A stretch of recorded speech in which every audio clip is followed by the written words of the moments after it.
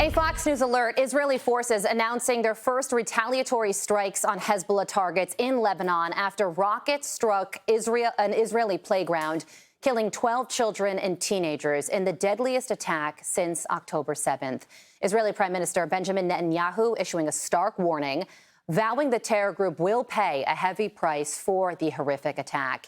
Here with more is CEO of the Foundation for Defense of Democracies, Mark Dubowitz. Mark, this is a national tragedy for the state of Israel, the deadliest day since October 7th, when children thought that they were safe enough to play soccer outside in the park, and now 12 families, possibly more, are in mourning. Before we get to next steps and what this could spark, how is Israel responding to this tragedy? Well, it's a day of great grief. And obviously funerals for these kids and the Israeli people who are just furious. I mean, Hezbollah has fired 7,000 missiles and drones and rockets at Israel since October 8th. There have been 40 Israelis killed, including these children, and 60,000 Israelis have been driven from their homes in the north. So Israelis are furious, and they're calling on their government to respond. Yeah. Well, Israel has already responded. They struck deep into Lebanon, which is the headline, but they hit Hezbollah military depots and infrastructure. Is it safe to say that Israel is not done responding? So the Prime Minister is meeting with his cabinet today and considering options, but I think Israel is certainly not done responding.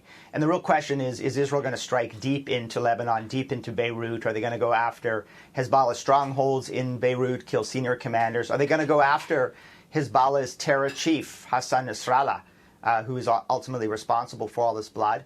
And if they do so, are they prepared for what is going to be a massive war and a massive retaliation striking central Israel, including Tel Aviv, where I am today? Yeah. Well, here's a quote from a U.S. official given to Axios. What happened today could be the trigger we have been worried about and tried to avoid for 10 months. Is Israel capable of fighting a two-front war?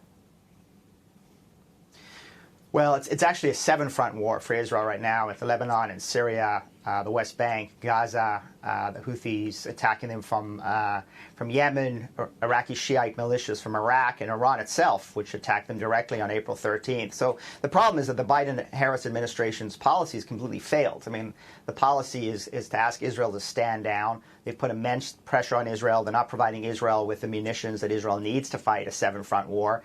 And they followed a strategy of maximum concessions to Tehran, and it's really been a collapse in American power, deterrence, and Israel is now paying the steep price for this.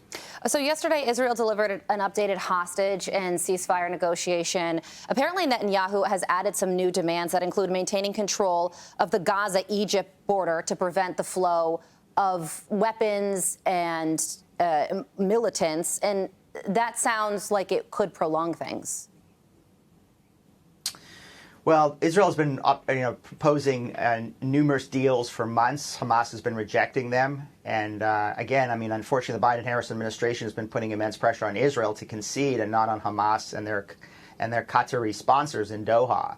So this may prolong things. Israel needs to retain some sense of control over that essential crossing. Otherwise, after this war, Hamas will merely replenish its weapons, its terrorists, and Israel will face, God forbid, another October 7th all over again. And finally, Mark, if Trump does become the next president, how would you like to see him handle this situation? Well, if Trump becomes the next president, I think Trump needs to restore American power and deterrence. He needs to send a clear message to Tehran and to Iran's supreme leader, Ali Khamenei, that the United States will use not only instruments of American power against Iran, but will provide Israel with everything it needs to fight this war against Iran. I think that Trump sends a message that, Trump, as I think Israelis would say, speaks Arabic and Farsi, not in the literal sense, but in the notional sense that he understands this region and he understands that power and American deterrence is essential for preventing a regional war. Mark, we are all with you in mourning the loss of these 12 children. Mark Dubowitz, live for us in Tel Aviv. Thank you, Mark. I'm Steve Ducey. I'm Brian Kilmeade. And I'm Ainsley Earhart. And click here to subscribe to the Fox News YouTube page to catch our hottest interviews and most compelling analysis.